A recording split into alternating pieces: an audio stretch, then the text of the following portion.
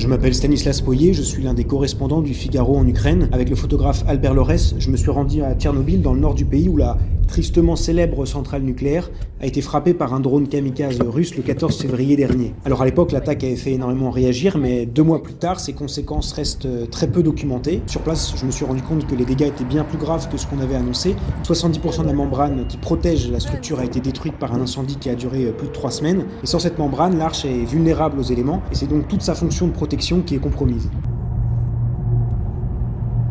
Tchernobyl aujourd'hui, c'est une immense forêt qui a englouti peu à peu les anciennes villes soviétiques. En roulant à travers la zone de 2600 km², on traverse ces villes fantômes, ces villes qui abritaient à l'époque les ouvriers de la centrale, ces villes pensées pour être les témoins de la réussite politique, économique et sociale de l'URSS, avec leurs grandes places, leurs cinémas, leurs écoles, qui ont été engloutis par la forêt. Ici par exemple, on est dans le parc à jeux de Pripyat, dont les décors attiraient avant la guerre des milliers de touristes.